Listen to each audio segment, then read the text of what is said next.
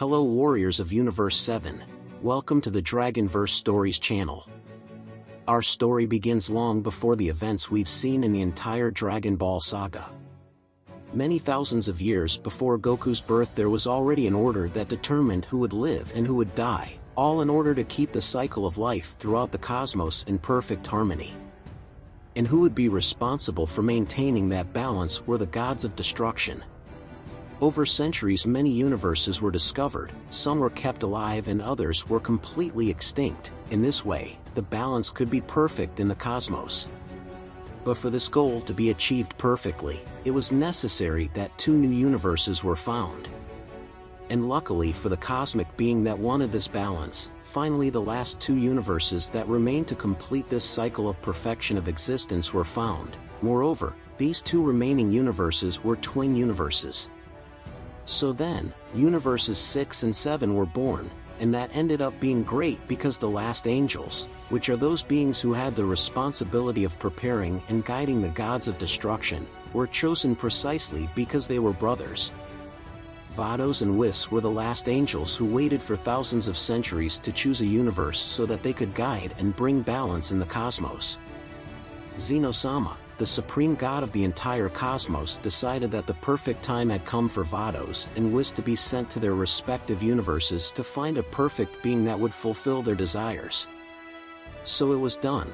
Both are in search of their god of destruction to finally give balance to the cosmos, but this search was not easy. After all, both would have to find similar gods, and however much Universe 6 and Universe 7 were sister universes, within each universe living beings differed in various respects compared to the sister universe.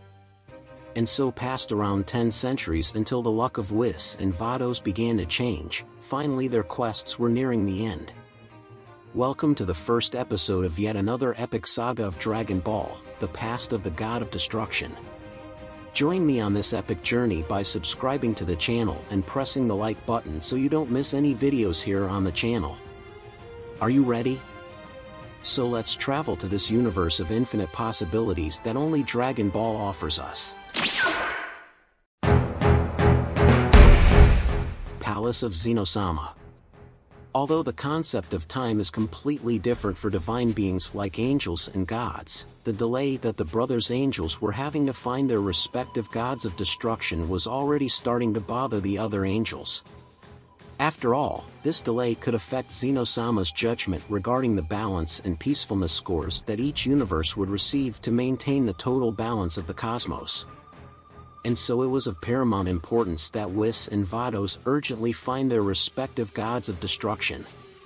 With the mission of solving these and other problems, Daishinkan, the great priest, who is the father of all angels, decided to accelerate the search for Whis and Vados by giving them the opportunity to use the Cube of Angels.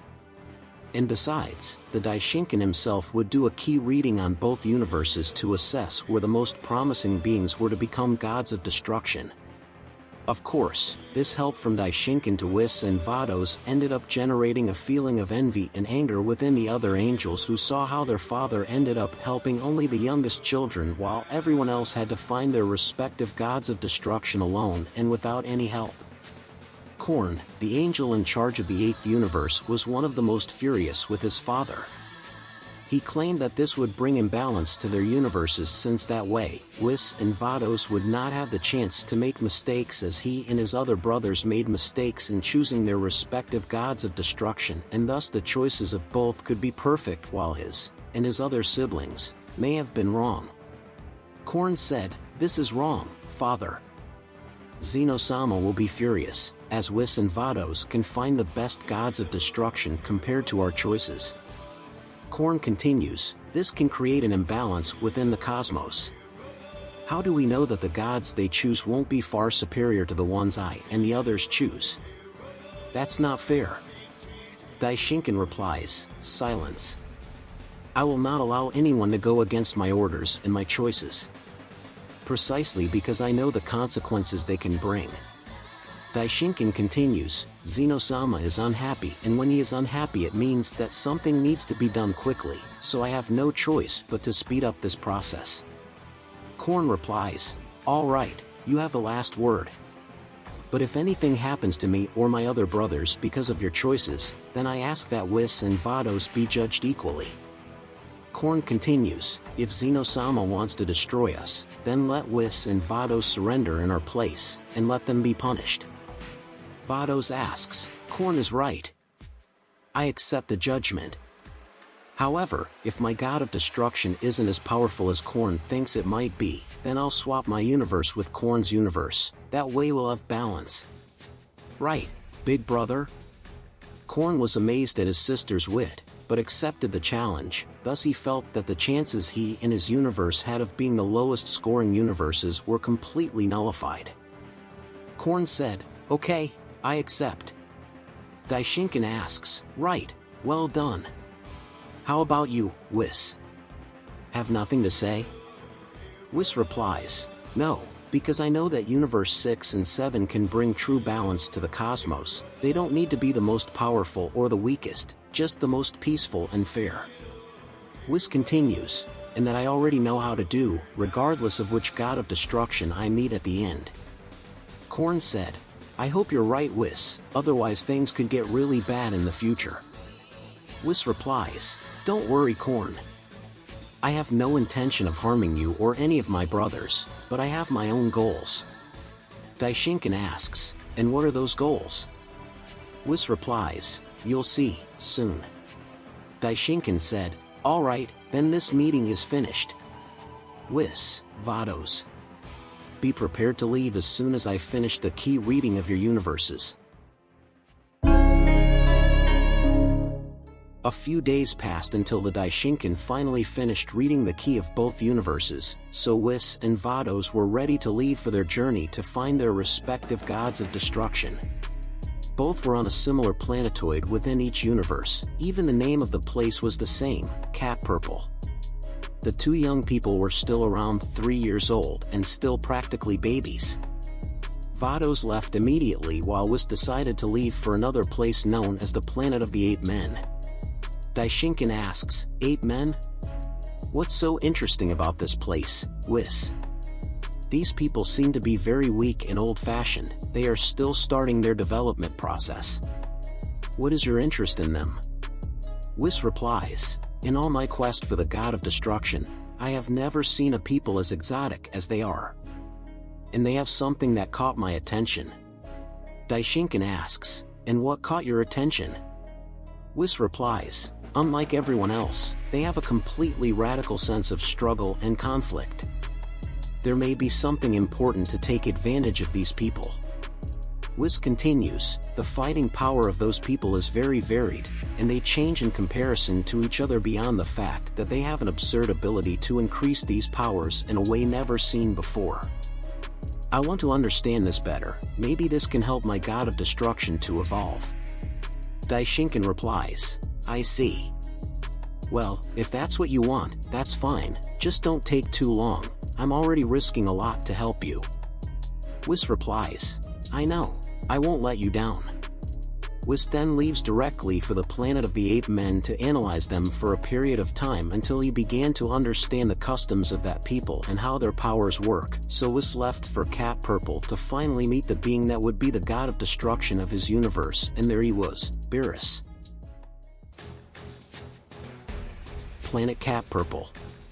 Whis approached the boy who was playing normally like any other child until he was approached by Beerus' parents who were nearby watching as their son played.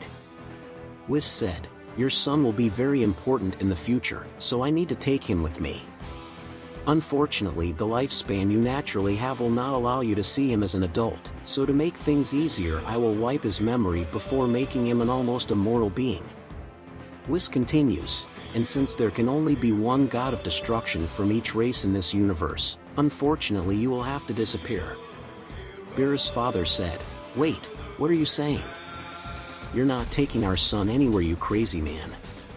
Honey, run away with Beerus from here, quickly. Whis replies, so you make my job even harder. There are mysteries that go beyond this little purple planet. You are just a speck of dust in the history of this vast universe, imagine within the entire cosmos. Beerus' father replies, you must be crazy. Go away, get out of here. Whis replies, I'm sorry, but that's the fate of Beerus, Universe 7's god of destruction. The small purple planet that was once home to Beerus and his family now no longer existed. What was left was just a rain of cosmic dust that with Whis's magical powers would end up becoming a temple where Beerus would call home.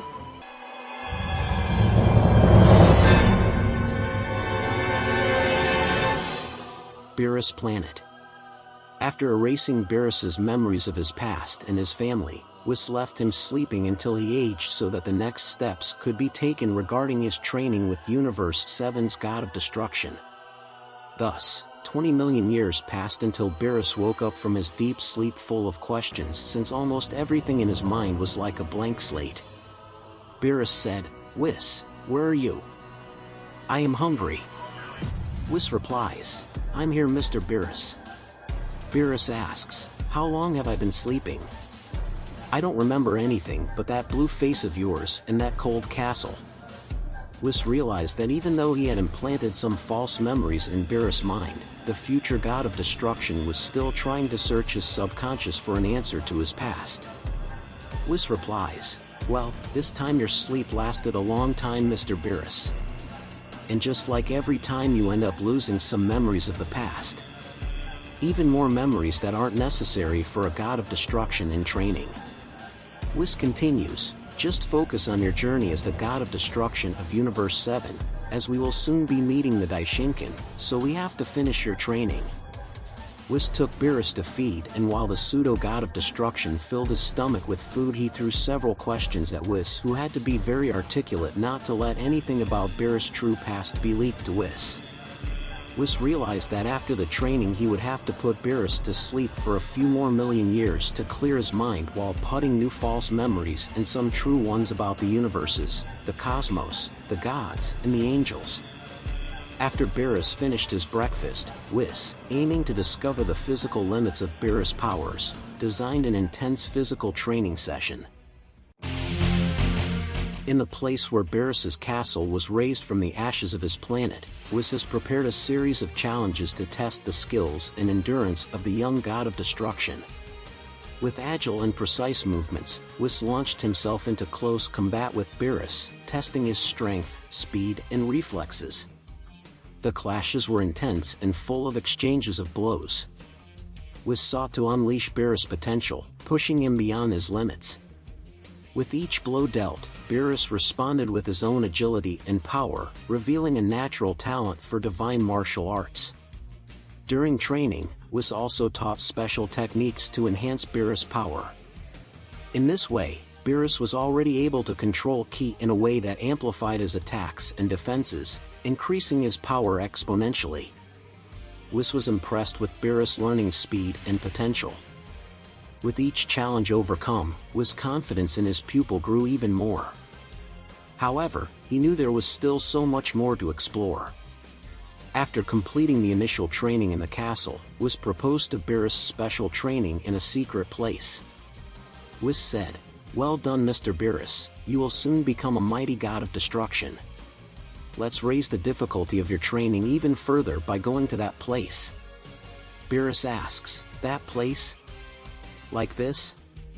Where is this location? Whis replies, it's a special place, a parallel dimension, that I can access using my special staff. Their time passes in a different way, that way we can train for much longer, but there you won't be able to let your ki leak out from there. Your body, there only divine energy flows. Beerus asks, got it. But, how long do we have to stay within this special dimension? Whis replies, well, let's stay inside until you get even more powerful, understand divine ki, and understand the concept of Hakai. Beerus asks, Hakai? What is that? Is it some kind of special power? A skill? Whis replies, we can say that's about it. But you will only understand when you are familiar with the power of divine ki.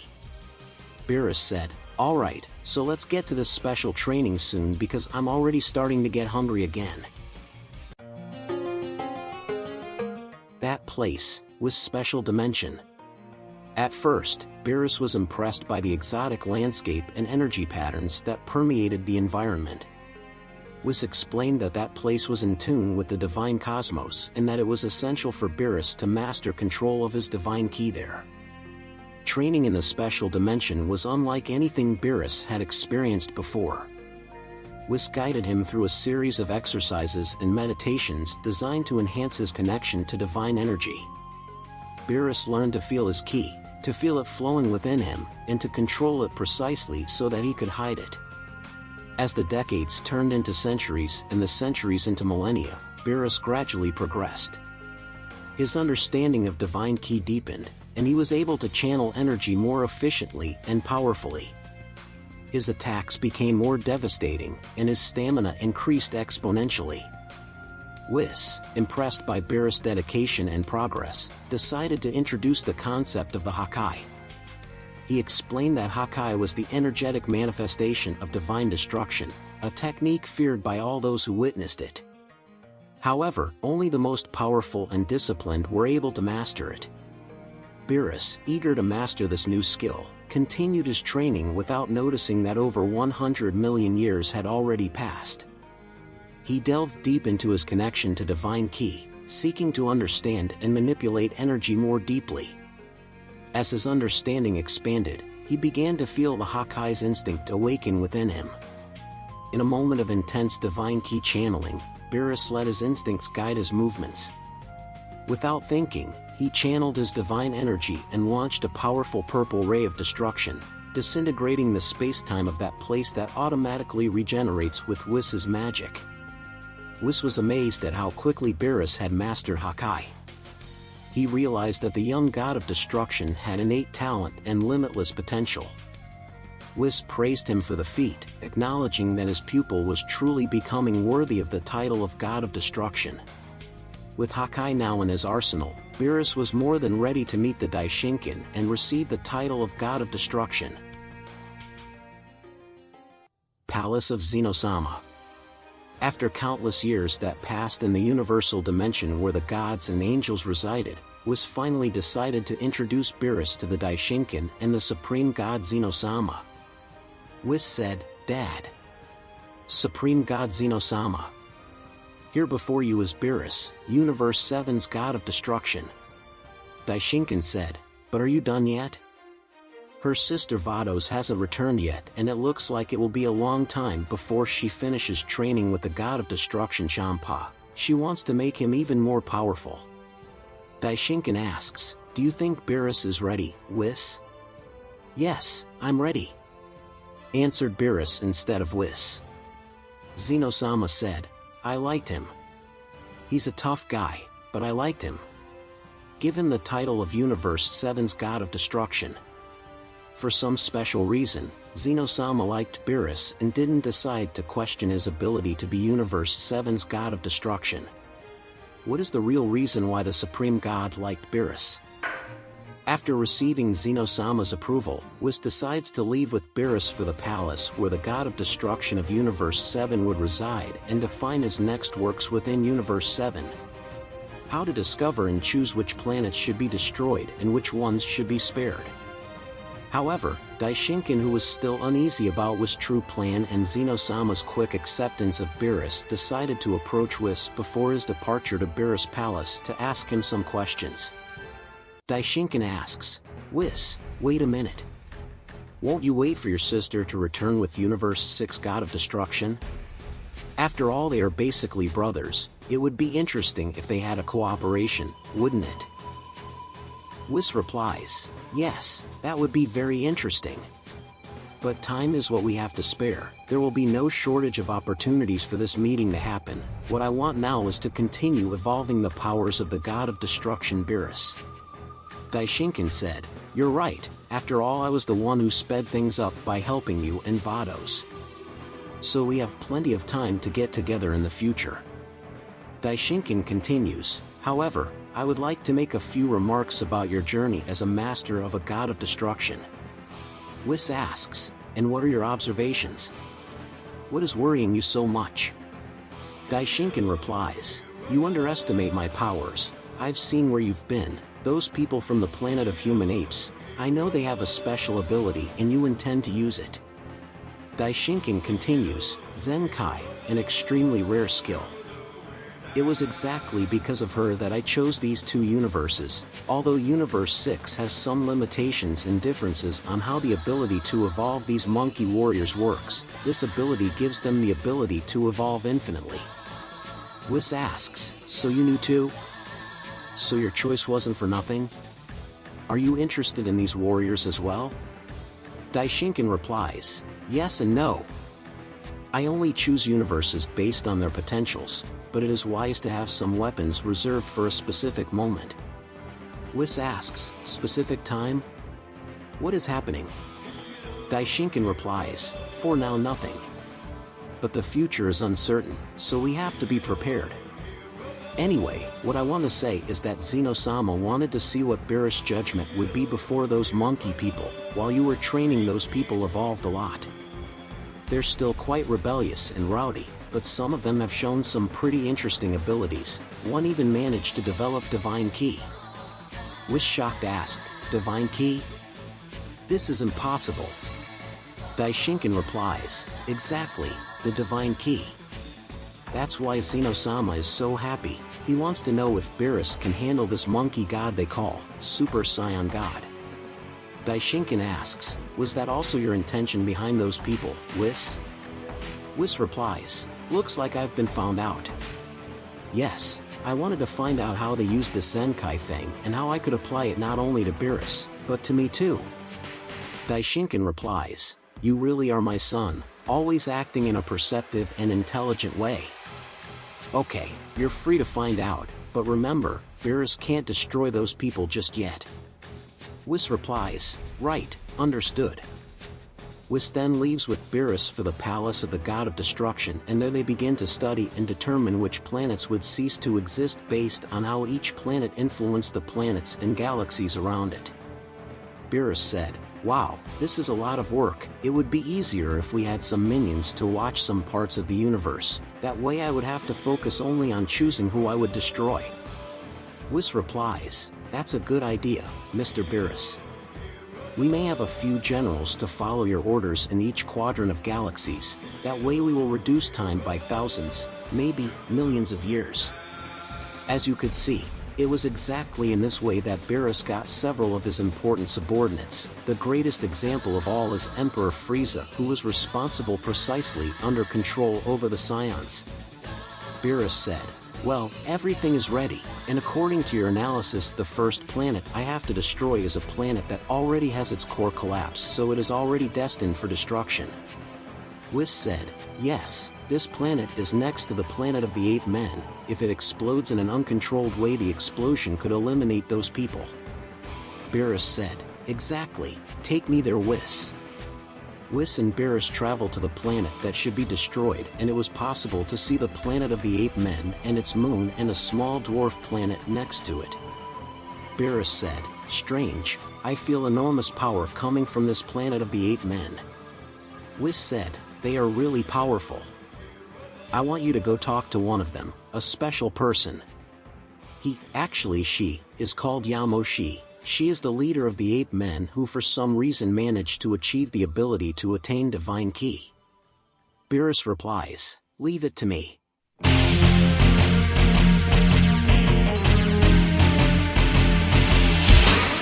After destroying the small planet next door, Beerus goes down to the planet of the 8 men to talk to the leader of that people, and there he finds her, a powerful woman who emanated an absurd amount of Divine Ki. Hey you, monkey human.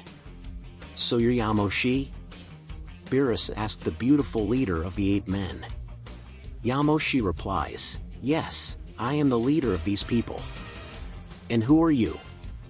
Beerus replies, I am Beerus, the god of destruction of this universe. I am responsible for maintaining balance within this universe so that it remains in balance with other existing universes. Yamoshi asks, interesting, I knew there were forces beyond what I had already felt in nearby galaxies. I've been trying to evolve these people for years, trying to change their wild customs, but not everyone accepted my proposal, so those who accepted are living here with me, and those who rejected are living as they want on the other side of the planet. Yamoshi continues, I call them lower class Saiyans because they don't have good manners. Beerus asks, Saiyan? What strange name is that? Yamoshi replies, it's a better name than always being called 8 men. I changed that too. Our transformation into erasure cannot be used to define what our people are called. Beerus said, I see. Well, I destroyed the planet next door because it would exterminate you, but I would like to know how you managed to master Divine Ki. Beerus asks, this is an ability of the gods and angels, so how did you achieve such a feat? Yamoshi replies, when I started my journey to eradicate the savagery of my people, some of them turned against me and 5 great allies that I had given their lives to give me their power and their spirit of justice and peace, so I achieved that state you call divine power. Yamoshi continues, after that the Saiyans split, and thus we return to the subject we commented on just now, but I believe I will change that too. Beerus said, right, fine. You will be responsible for this quadrant of the galaxy, Yamoshi. Yamoshi replies, no. Me, my people and my planet will be free and will not respond to any entity. Beerus said, are you crazy? Do you want to make trouble for me? Want to face me? Want to go against the will of your god of destruction? Yamoshi replies, I don't want to fight you, but if that's necessary to maintain my people's sovereignty, it will be done. Beerus replies, so get ready, because you and your people will have a tragic end. Beerus raised his arm to launch a powerful Hakai, but when he found himself waking up in his bed in his palace, Whis had prevented the destruction of the planet of the Saiyans by Beerus. He erased the memory of the god of destruction but kept only the memory-informed dream that there would be a Super Saiyan god in the future. And so begins the story of Beerus as we follow in Dragon Ball Super, as we also reach the end of our epic Dragon Ball Saga, the past of the god of destruction. If you made it this far, leave your like and subscribe to the channel. See you in the next episodes.